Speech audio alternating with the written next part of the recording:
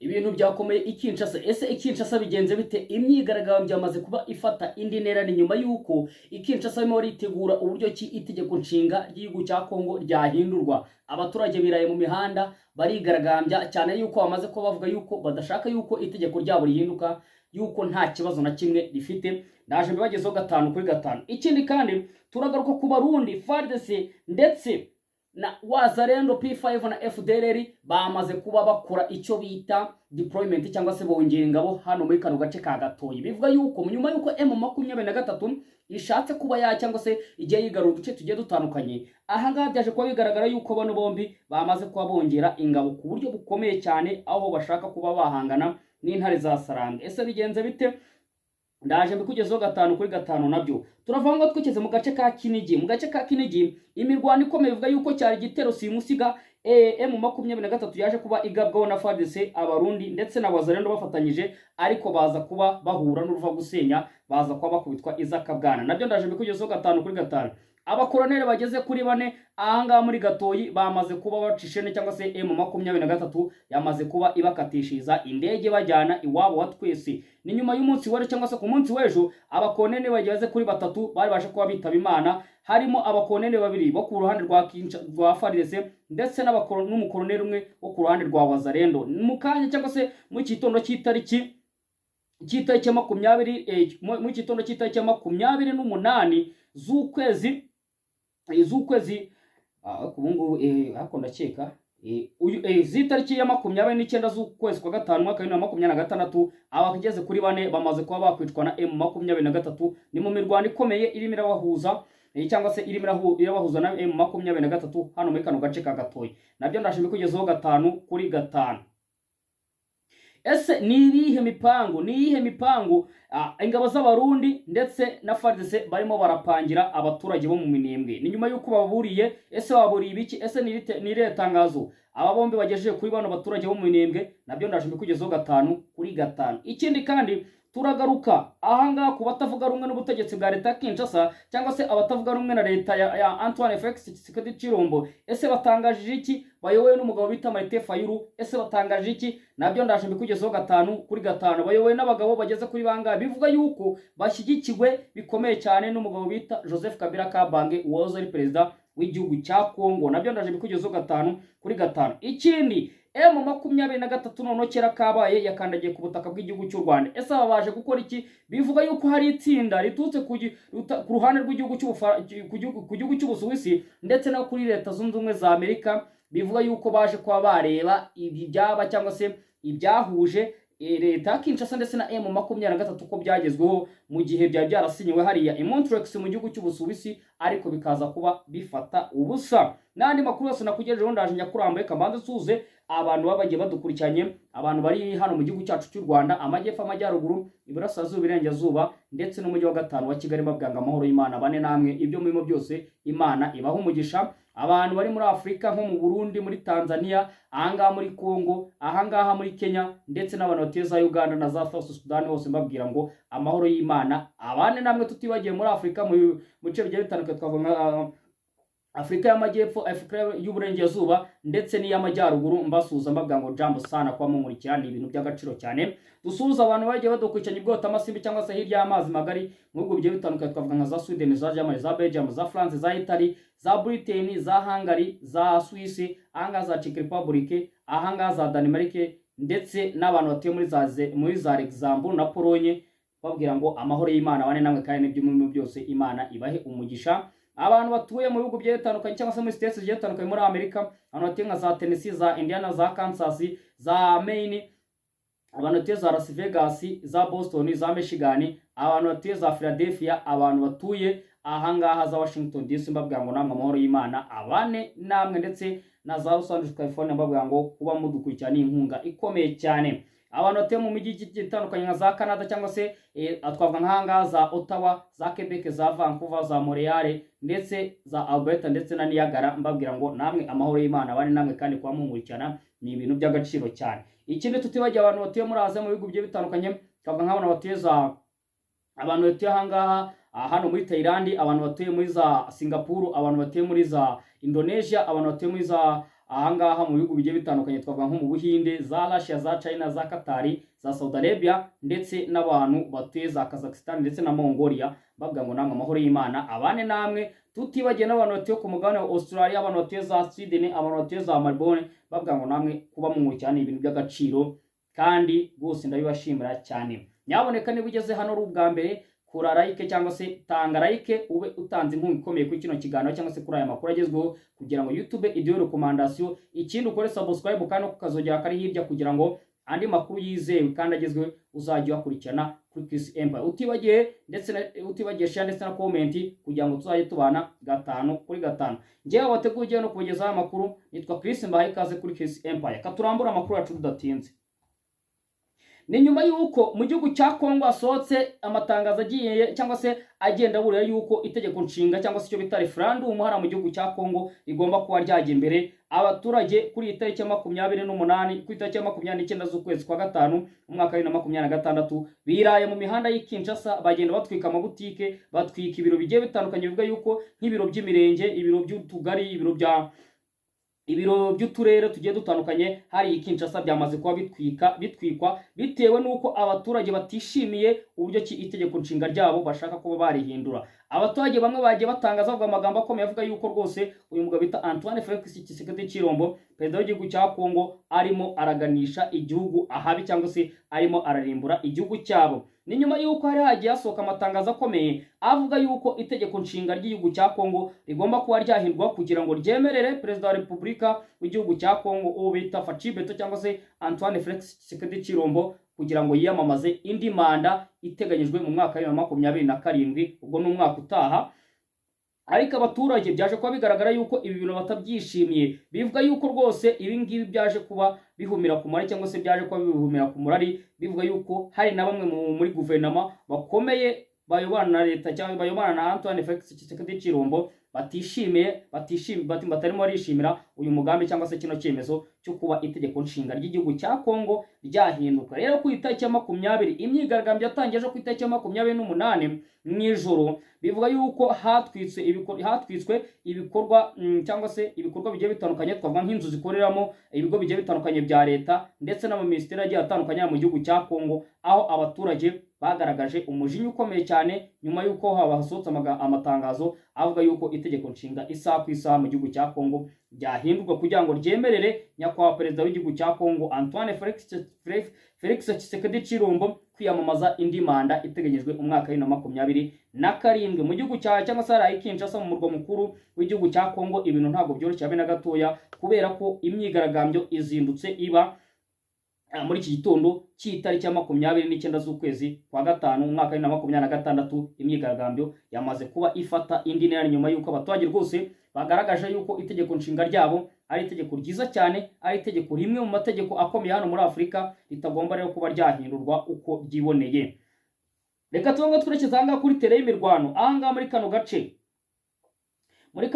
muri no teritwari ya Masisi, ahangaha muri no centre ya Gatoyi. Bivuga yuko bana yise n'ijuru ahangaha ingabo z'abarundi ndetse ahangaha rwose M23 bivuga yuko ahangaha yahanganyemo bikomeye cyane n'ingabo z'abarundi FARDC, Wazalendo, P5 n'abandi bose bafatanyije, uvuga yuko n'abacancuro, nyuma yuko ahangaha rwose M23 imirasatira kuba yafata centre ya Gatoyi cyangwa se ahangaha kano kagigi ka Gatoyi. Bivuga yuko M23 intego zayo ari ugufata iyi centre yerekeza ahangaha muri bino bice cyangwa se muri kano gace ka Mitiminga, aho bivuga yuko ahangaha hari abarwanyi benshi b'abarundi ndetse n'abarwanyi ba FARDC bategereje intare za Sarambwe kugira ngo bakozanye. Ni mu mirwano ikomeye yabaye muri kitondo cy'itariki ya 29 asaga ku isaha y'isa 9 n'igice, ubwo intare za Sarambwe zari zacanye umuriro nyuma yuko zigiye zigarura ibice bigiye bitandukanye bya hano muri Gatoyi ndetse n'ahangaha muri Rubaya, aho bivuga yuko intare za Sarambwe zamaze kuba zicana umuriro cyangwa se zamaze kuba zikora agatendo gakomeye cyane. Ikindi kandi bivuga yuko ahangaha nyuma yuko intare za Sarambwe zimaze kubona yuko bishoboka amakuru asohoka hariya cyangwa se aturuka ahangaha muri ino teritwari ya Masisi hano muri kano gace cyangwa se muri centre muri secteur ya Gatoyi, bivuga yuko ahangaha rwose byamaze kuba bigaragara yuko intare za Sarambwe zifite umuvuduko ukomeye cyane, aho byamaze kuba bitera ubwoba Barundi FARDC Wazalendo P5, bivuga yuko rwose intare za Sarambwe uburyo kizimo zirarwana umuvuduko wazo nta muntu wazihagarika cyangwa se nta muntu wazitambika. Ikindi kandi imirwano ikomeye yaje kubibera muri iyi santere, aho bivuga yuko intare za Sarambwe zamaze kuba zizenguruka, ndetse bikaba binashoboka yuko zigomba kuba ziyikuramo kugira ngo zikomeze zerekeza muri kano gace ka Mitimingi kugira ngo zishaka uburyo ki zigarura ino teritwari ya Masisi zikuremo Wazalendo P5 FDLR Abarundi ndetse na FARDC muri rusange bafatanyije bose. Umugabo bita Lawrence Kanyuka amaze gutangaza amagambo akomeye avuga yuko iyi Masisi niramuka ivuyemo M23 igomba kuba yakwihutira kugenda ifata ibindi bice kugira ngo yizeze abaturage umutekano usesuye, ndetse igenda inashaka uburyo ki ifata ibindi bice bigiye bitandukanye mu duce irimo iragenda irwanamo. Kamaze fate ku mazi gato kati munyihangane kwa ko ibintu ntabwo biba byoroshye pe.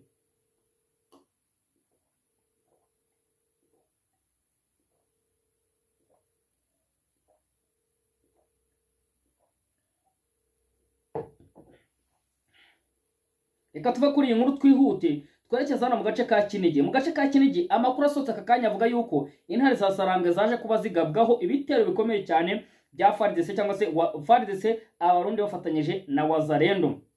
Ni mu gitero gikomeye cyane nyuma yuko M23 yigariwe kano gace ka Kinigi, bivuga yuko ari agace kagizwe n'amashyamba ndetse n'imisozi, aho baje kuba batakwa mu rukera rw'itariki 29 z'ukwezi kwa 5 mwaka wa 2026, noneho baza kuba bashaka uburyo ki bigarurira kano gace cyangwa se basubiza inyuma Wazalendo P5 FDLR bari baje ari benshi bafatanyije n'Abarundi ndetse na FARDC. Ariko tubutse yuko kano gace ka Kinigi intare za Sarambwe zamaze kuba zishingamo imbunda zikomeye cyane, zishingamo ibikoresho bikomeye cyane, zishyiramo amadrone agenda azenguruka fotora agaragara cyangwa se ashaka uburyo ki umutekano wakazwa, ndetse bikagaragara yuko kano gace ari ingenzi kuri M23. Ikindi kandi bivuga yuko ahangaha umutekano waje kubupanurwa nyuma yuko M23 imaze kubona yuko ibitero bimwe biragenda biyibasira muri kano gace ka Kinigi. Tubitse yuko kano gace n'ubundi intare za Sarambwe zagakuyemo FARDC Wazalendo P5, ariko mu by'umwihariko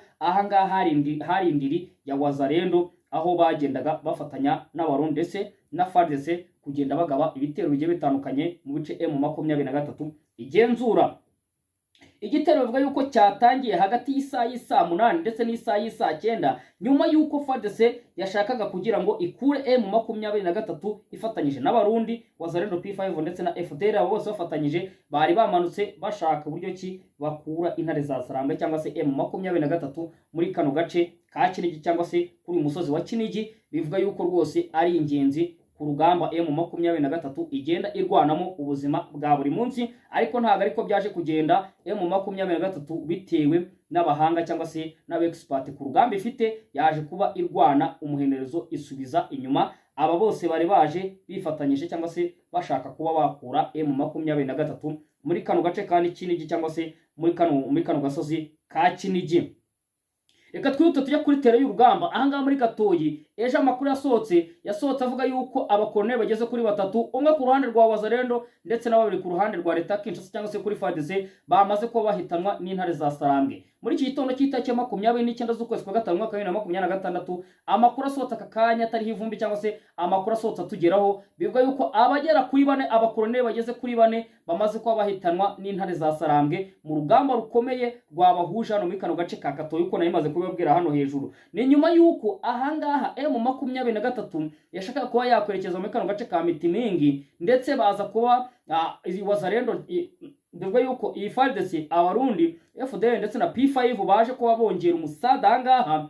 Bivuga yuko ahangaha intare za Sarambwe bitewe n'umuvuduko zari zifite ubwo zashakaga kuba zerekeza muri kano gace ka Mitimingi, zaje kuba zirasira mu basirikare zishe ba FARDC, zaje kuba zihitana abakoloneli bageze kuri 4. Ubwo mu cyumwe cyangwa se mu minsi 2 abakoloneli bageze kuri 7 intare za Sarambwe zimaze kuba zabararika. ku itegeko ritutse kwa Sultani Makenga, umugaba mukuru w'ingabo za M23 cyangwa se umutwe wa M23 yatanze amabwiriza akomeye avuga yuko niba bashaka kuba baca intege abo barimo bararwana nabo bagomba guhera ku bapanga urugamba, kandi urumva yababwiraga abayobozi bagiye batandukanye. Bivuga yuko ahangaha muri urugamba rwa Katoyi ndetse n'ahangaha muri Rubaya, FARDC Wazalendo abarundi P5 bamaze guhombamo abasirikare bakuru cyangwa se abofisiye bakuru bageze kuri 18 mu gihe kigeze cyangwa se mu gihe kigeze ku minsi 4 gusa. Ikindi kandi bivuga yuko ari operasiyo idasanzwe bitewe n'intasi za M23 zari zamaze kuba zitanga amakuru zivuga yuko ahangaha haziyemo abakoroneli bakomeye cyangwa se haziyemo abasirikare bakuru, aho bivuga yuko bari baje kuba bapanga urugamba mu bice bigiye bitandukanye byaho intare za Sarambwe zirimo ziragenda zirwanira. Niko kuba babazenguruka bitewe nuko bashaka kisanti cyangwa se intare za Sarambwe zashaka kisantire yari ahanga muri Gatoyi cyangwa se aka kagigi ka Gatoyi, biza kuba bivuga yuko aba basirikare baje kuba bagwa gitumo n'intare za Sarambwe. None ubwo bashaka kuba bafata ari bazima, baza kuba bashaka uburyo ki bakuramo imbunda abana b'intare za Sarambwe, baza kuba baberekeza amasasu mu bitugu ndetse abandi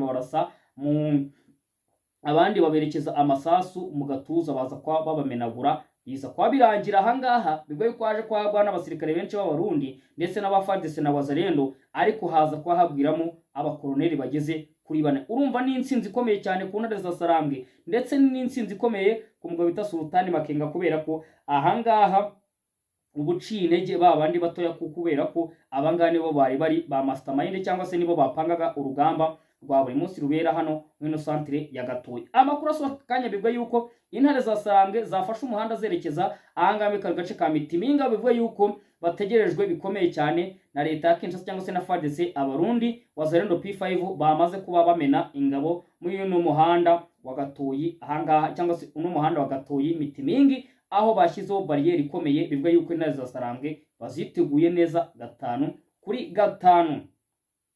Reka tujye kuri iyi nkuru tunabijyanirene. Ahangaha M23 urugamba rushobora kuba rutagiye kuyorohera. Impamvu bivuze ati ni iyihe mpamvu?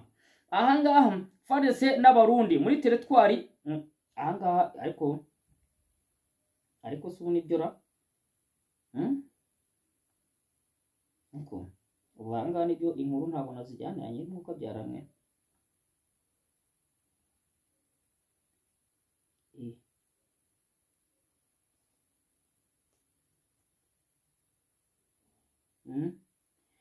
Ni nabyo niko bikomeye, niko bimeze na yimyitiranye. Ahangaha inkuru isotse aka kanya bigaragara yuko abarundi FARDC Wazalendo P5 abose bamaze kuba bongera ingabo hano muri kano gace ka Katoyi. Ibi bigenze bite? Ni nyuma yuko intare za Sarambwe zigaragaje umuvuduko ukomeye, bigaragara yuko abangaba bamaze kuba babona yuko nibatongera ingabo biraza kwa bigoranye. Ari nabyo mu kanya nari mbere mvuga yuko intare za Sarambwe zishobora kuba zigiye guhura n'urugamba rutari rwarigeze rurwanwa habe na rimwe. Bivuga yuko igihe icyo ari cyo cyose intare za Sarambwe zaba zifashe ino centre ya Gatoyi byaba bimaze kurangirana abarundi Wazalendo P5 FDLR ndetse n'abangaba ba P5, abivuga yuko bose bamaze kuba bongera reinforcement cyangwa se bamaze kuba deployinga ingabo ku buryo bukomeye cyane. Ikindi kandi mu bice bigiye bitandukanye byana muri Gatoyi ndetse na Rubaya bigaragara yuko abangaba bombi bamaze kuba bongera ingabo ku buryo bukomeye, aho barimo baragenda bagaba ibitero bigiye bitandukanye mu duce intare za Sarambwe zamaze kuba zigenda zigarura kugira ngo bashaka uburyo ki bagenda basubizanya noneho nabo bigarure ibyo bice. Ahangaha bivuga yuko umuhanda werekeza cyangwa se umuhanda uva centre ya hano muri Gatoyi werekeza Mitimingi, bivuga yuko amakamyo ageze kuri 25 ndetse n'andi ageze kuri 36 y'ingabo z'u Burundi ndetse na FARDC Wazalendo P5 FDLR bose bafatanyije bamaze kuba bamena abasirikare muri uyu muhanda kugira ngo bakumire umuvuduko intare za Sarambwe cyangwa se M23 ifite irimo iragenda yerekeza ahangaha muri Mitimingi. Ibi bibaye nyuma yuko bahawe itegeko rikomeye cyane n'umugabo w'umukuru w'ingabo za Kongo bita Jules Mbanza, yamaze kuba avuga yuko rwose batiteguye kuba batakaza ino centre ya Gatoyi ndetse kugira ngo intare za Sarambwe zirekeze ahangaha muri Mitimingi. Nagiye yambagezaho amakuru avuga yuko rwose intare za Sarambwe niba zisubiye inyuma ahubwo abantu bagomba kwikangamo abagomba kwikangamo agatekereza bati se niba basubiye inyuma barimo barapanga iki, niba basubiye inyuma barimo baradupangira iki. Ariko abangaba bisa nkaho babyirengagije mu gihe umugabo bita Sultani Makenga w'umuhanga mu rugamba asubira inyuma afite indi plan cyangwa se afite ibindi bice ashaka kwigarurira. nabyo biza kuba muri kano gace ka Gatoyi. Bivuga yuko centre ya Gatoyi cyangwa se kano kagigi ka Gatoyi kamaze kwa kazengurukwa n'intare za Sarambwe, ariko atari nayo pango cyangwa se atari nayo ntego bafite, kubera ko bafite intego yo gukomeza berekeza Mitiminga. Nabyo byateye abangaka kuba badeployinga ingabo mu buryo bigiye butandukanye. Reka tubanga twerekeze ahangaha abaturage. Ahangaha rwose abaturage bo mu Minembwe byagenze bite? Ahangaha abaturage bo mu Minembwe baje kuba baburirwa n'igisirikare cy'u Burundi ndetse n'igisirikare cya FARDC Wazalendo P5 FDLR. Abangaba barimo barabasaba kuba bakwitandukanya cyangwa se kuba bakwivangura no gukorana na Twirwaneho cyangwa se na MDP Twirwaneho ndetse na M23. Ku itangazo rikomeye cyane igisirikare cy'u Burundi ndetse na FARDC basohoye hano mu Minembwe, bavuga yuko igihe icyo aricyo cyose abaturage batari bitandukanya na M23 ndetse n'umutwe wa MDP Twirwaneho ugenda ubarinda isaha ku isaha cyangwa se umunsi ku munsi, bazagabwaho ibitero kurinda babiretse. Ibi ngibi nabyo byabaye hariya mu gace mu gace kamwe, ubwo uwo bita komiseri Kongoro bamutumagaho akajya gutera agategeka gutera abaturage ubwoba bo mu bibogobogo. Mwabonye itangazo leta Kinshasa yasohoye ibwira abaturage bo mu bibogobogo ivuga yuko bagomba kwitandukanya cyangwa se bagomba kuba bayoboka leta Kinshasa, batabikora bakicwa. Ibi nabyo byaje kuba biba hano mu Minembwe, avuga yuko igisirikare cy'u Burundi cyamaze kuba gitanga gasopo ndetse na FARDC Wazalendo P5 FDLR bose bafatanyije bamaze kuba bagasopo ahangaha abaturage bo mu Minembwe kugira ngo bitandukanye n'intare za Sarambwe ndetse na MDP Twirwaneho, kugira ngo bashaka uburyo kibakiza cyangwa se bashaka uburyo kibakiza amagara yabo. Ibyo niba batabikora baragabwaho ibitero bikomeye cyane na leta Kinshasa ifatanyije n'abarundi. Nyuma y'uko iri tangazo risohotse, MDP Twirwaneho ihagarariwe n'uwo bita Fred Kaniki nawe amaze kugira icyo abivuga, avuga yuko nta kibazo bagomba kugira, bo bahari kugira ngo babahe umutekano ndetse n'ubusugire bwabo, bakora imirimo yabo, bakora ibikorwa byabo bya buri munsi bahesha amafaranga cyangwa se bituma bateza imbere imibereho yabo ya buri munsi. Tubutse yuko ahangaha ntago ari ubwa mbere bibaye, kubera ko ntahari mu bigogo byarabaye. Leta Kinshasa irazigeza itangazo rikomeye cyane abaturage ngo yuko nibibeshya bagakwana n'intare za Sarambwe cyangwa se na M23 bazicwa, abandi bazanajyanwa mu gisirikare ku ngufu. Ahangaha mu Minembwe tubitse yuko iki cyari icyumweru n'iminsi igeze kuri 3 ibitero bya leta Kinshasa cyangwa se bya FARDC by'indege zitagira abapilote za drone za kamikazi zigenda zigaba ibitero bikomeye cyane. Ahangaha rero bivuga yuko baje kubaburirwa n'igisirikare, ariko tubitse yuko ibi bibaye nyuma yuko intare za Sarambwe ndetse na MDP Twirwaneho bihoreye ku buryo bukomeye, bakaza kwa bagenda baritura abasirikare ba FARDC ndetse n'abarundi. Bivuga yuko ahangaha haguriyemo n'umujenerali ukomeye cyane wo mu mutwe wa Wazalendo ndetse na P5 za kuba yatakaza abandi basirikare bagiye batandukanye bo mu mutwe wayo, ndetse utibagiye na FDL yaje kubitakaza abageze ku bakoloneli 3. Ibi rero bibaye bivuga yuko ahangaha nyuma y'uko itangazo risohotse umutekano wakajijwe ku ruhande rwa M23 ndetse na MDP Twirwaneho, aho batangiye kugenda babwira abaturage yuko nta kibazo bagomba kugira, bo bahari kugira ngo babarindire umutekano. Reka tujye kuri iyi nkuru y'Kinshasa ivuga yuko abatavuga n'umwe n'utugetsi bayoboye n'umugabo bita Martin Fayulu, uwo bita Moise Katumbi ndetse nyaboneka bano bagabo barakomeye mu gihugu cya Kongo. Ninkubwira ngo bano bagabo bafite ikintu bita amafaranga uvuge ngo n'abakire, none barangajwe imbere n'umugabo wahoze ari perezida w'igihugu cya Kongo ubita Joseph Kabila Kabange. Aka tuvugana bivuga yuko uyu mugabo ashobora kuba arusha n'umutungo uwo bita Aliko Dangote, umukire wa mbere hano muri Afurika nzima. Bivuga yuko uwo bita Martin Fayulu, uwo bita Moise Katumbi, uwo bita Auguste Kabunda ndetse na Denis Sanga n'uwo bita Seti Kikumi, bano bagabo bose uko mbagusomeye bamaze kuba bakora inama ikomeye cyane, aho bivuga yuko barimo barataka ku buryo bukomeye umugabo bita Antoine Felix Tshisekedi Chirombo ubita Facibeto atoroye na gato. Bivuga yuko iyi nama yaje kubiteranwa n'umugabo bita Martin Fayulu, umunyapolitiki ukomeye cyane utavuga n'umwe n'ubutegetsi bwa leta Kinshasa. Bivuga yuko rwose ubutegetsi bwa Antoine Felix Tshisekedi Chirombo bwamaze kuba bumubera nk'umuravumba umutwe we. Abivuga yuko bamaze kuba bakorana inama mu buryo bw'ikoranabuhanga, aho bivuga yuko bamaze kuba babona yuko rwose bagomba kuba bakwamaganira kure ibijyanye no guhindura itegeko nshinga. Ikindi kandi bivuga yuko bita Martin Fayulu yamaze kuba abwira bano abangaba bita abangaba bita abangaba ba Derse Sanga, abangaba ba Moise Katumbi, abangaba bita abangaba abo ba Auguste Kabunda, aba uwo bita Setiki Kumi, aba ari abagabo bafite amafaranga ari mu gihugu cya Kongo bavuga y'ikijyana. By'umwihariko kugeze kuri aba bombi bashobora kuba bakweguza umuperezida ari mu gihugu cya Kongo bitewe n'ubushobozi bafite. Abangaba bivuga yuko bamaze kuba bakora icyo bita kuba baburizamo cyangwa se baburizamo umugambi wo kuhindura itegeko nshinga kugira ngo Antoine Felix Tshisekedi Chilombo aziyamamarize manda iteganyijwe umwaka 2027. Ikindi kandi bivuga yuko aba bagabo bamaze kuba bashaka icyo bivuga yuko n'imyigaragambyo irimo irabera hari Kinshasa bayiri inyuma cyangwa se bivuga yuko bafite amakaboko gakomeye cyane, aho bamaze kugenda bivuga yuko bagenda babwira abaturage yuko ibi bidakwiye habe na gatoya, ko itegeko nshinga ryabo rigomba kuba byaha muko riri kubera ko ari itegeko nshinga gifite ubudahangarwa cyangwa se rifite ubudahangarwa muri Afrika hangara. Biga yuko rwose umugabo bita Antoine Felix Tshisekedi Chilombo aremerewe cyane cyangwa se ahangayikishijwe cyane n'abano bagabo bivuga yuko bamaze kuba binjira muri no shyaka byahoze ari rya Joseph Kabila bita Sovore Congo, aho bagenda bafatiramo imyanzuro igiye itandukanye. Akatuvugana rero umugabo bita Faci Beto cyangwa se Antoine Felix Tshisekedi Chilombo, perezida w'igihugu cya Congo. Aka katuvugana ari mu mazi abira cyane. Reka dusoza amakuru yacu dusoreza kuri iyi nkuru ivuga yuko ejo ku itariki ya 28 z'ukwezi kwa gatanu mwaka 2026 asaga mu masaha y'ijoro M23 yasesegaye hariya mu mujyi wa Rubavu mu gihugu cy'u Rwanda. Ese bano bagabo bari baje gukora iki? Bivuga yuko itsinda rikomeye ryo ku ruhande rw'igihugu cy'Ubusuwisi ndetse n'itsinda rikomeye ryo ku gihugu cya Amerika byamaze kuba rihamagaza abagabo cyangwa se delegation ikomeye cyane iyo ku ruhande rw'intare za Sarambwe cyangwa se M23 iyobowe n'umugabo bita Mbonima, bamaze kuba cyangwa se bari hariya Igoma, bavuga yuko baje kuba biga ku kibazo gikomeye cyane vuga yuko cy'ikirombe cya Rubaya. Aha ngaha ndagira ngo tubisobanure 5 kuri 5 abantu bataza kuba bajijwa.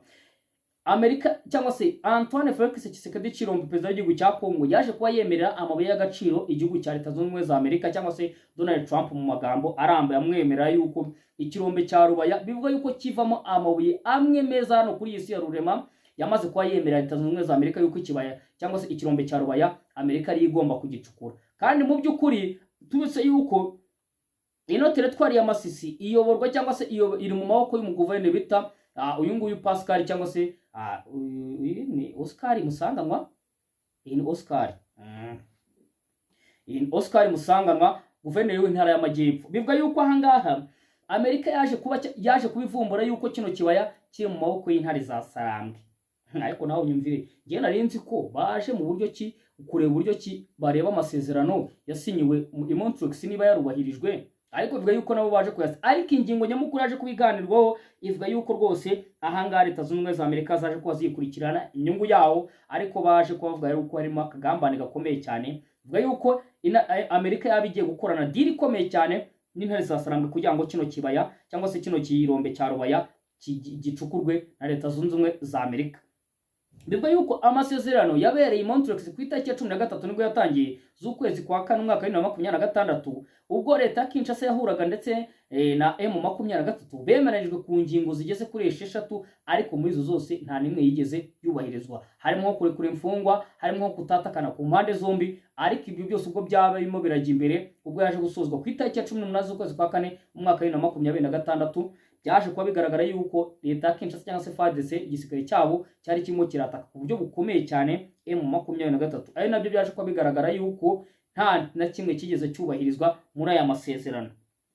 Bivuga yuko rero aha ngaha harimo deal ikomeye cyane Leta Zunze Ubumwe za Amerika ndetse no ku ruhande rw'Ubusuwisi baje kuba bakora kugira ngo bigarure kino kirombe cya Rubaya. Aha ngaha rwose ibintu bigaragara Leta Zunze Ubumwe za Amerika ngenda nzi ko ikintu kiyizanye ari uko yacungura abaturage barimo baragenda bicwa umunsi ku munsi kugira ngo igende iburizwamo ibitero bigiye bikomeye bya drone zitagira abapilote bya Leta Kinshasa, igenda igaba ku baturage kugira ngo ishaka uburyo ki yagenda igarura amahoro. None nyumvira baje kuba bashaka uburyo ki bakora diru yabo kugira ngo icemo. Ikindi kandi bivuga yuko ibyizweho ari ukugira ngo barebe uburyo ki basubukuye ibiganiro bikomeye cyane bigomba guhuza leta ya Kinshasa ndetse na M23 kugira ngo bashake uburyo ki ku mpande zombi barekura imfungwa. Ahangaha tubutse yuko leta ya Kinshasa yari yamaze kubona cyangwa se bavuye mu masezerano hano mu gihugu cy'Ubusuwisi ivuga yuko nyuma mu minsi 3 baraba barekuye imfungwa, ariko bagiye kuzirikura banga kuzirikura bavuga yuko ari abanyarwanda, kandi mu by'ukuri wari ku ruhande rwa leta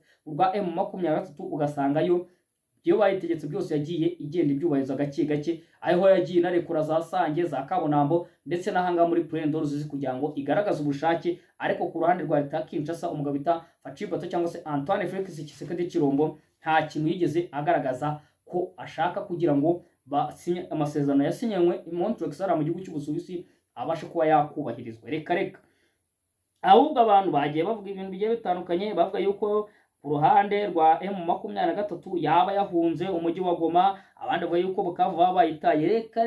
Reka ahanga amakuru dusugeza aka kanya bivuga yuko ibyaganiriweho ari ibingi cyangwa se baje kuba ahangaha rwose ikirombe cya Rubaya, aho babyaje kuba bigaragara yuko umugabo bita Facibeto yaje kuba besha Leta Zunze Ubumwe za Amerika atanga ikirombe kitari mu maboko cyangwa se kiri ku ruhande rwa M23. Bose umuntu atanga Rubaya, kandi Rubaya ihereye muri teritwari ya Masisi, kandi ira teritwari ya Masisi akatuvugana ishobora kuba nejo bushobora gucya yose iri mu maboko ya M23. Kandi ikindi bivuga yuko anga Leta Zunze Ubumwe za Amerika muri kiriya kirombe cya Rubaya nababwiye yuko ari hamwe kuri isi ya rurema hava amabuye adasanzwe. Urumva rero iyo diru Leta Zunze Ubumwe za Amerika ntabwo zayicika, ahubwo ku ruhande rwa leta ya Kinshasa bakimara kubyumva bamaze bavuga yuko Leta Zunze Ubumwe za Amerika zamaze kuba zibagambanira. Yes, amakuru nari mbafitiye rero ngo kamabwe ngo amahoro y'Imana bane namwe, kandi ibyo murimo byose nyaboneka mumereke kugira ngo YouTube de recommandation ukande subscribe kandi ukazojya kugira ngo update